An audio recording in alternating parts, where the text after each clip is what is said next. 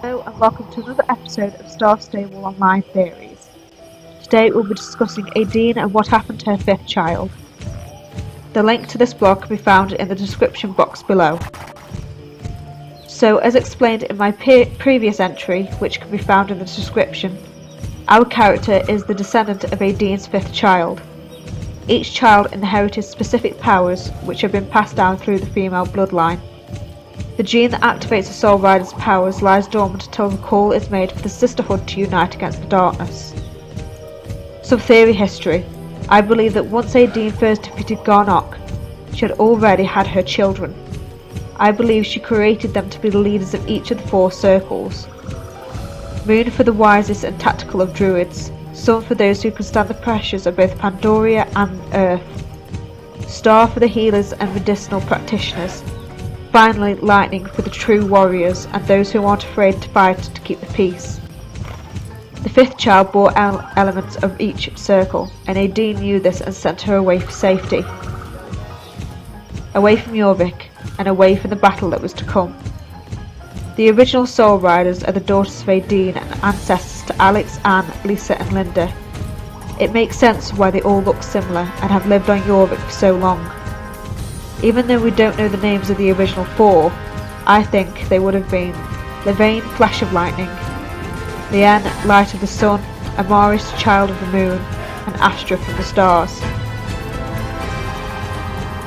Levain would have been the only one of her sisters that carried a physical weapon as well as bearing the destructive powers of the Lightning Circle. While the other three do have offense magic, it isn't as potent as the Lightning. The other three sisters had their duties. Amaris could see the future and predict an enemy attack. Astra could heal those gravely injured from the battlefield and from sickness. And Leanne could walk in both worlds without a problem to fight on both planes. By sending the fifth sister away, I believe Amaris had a vision that in the distant future, the descendant of that fifth sister would be needed as things would get far too grave for just the four Soul Riders to handle.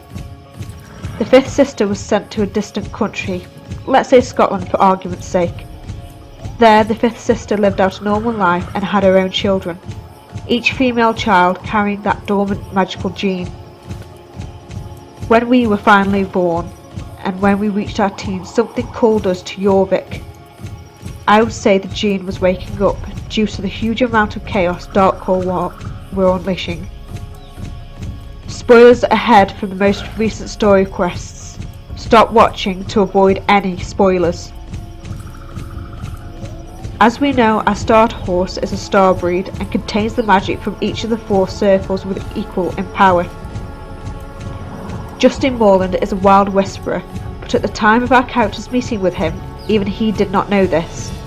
He paired us up with our starter, which has been owned by druids. Even though these druids say they hadn't the funds to keep caring for our horse, I believe Fripp had a good feeling that something magical was happening, and therefore our starter was sold to us.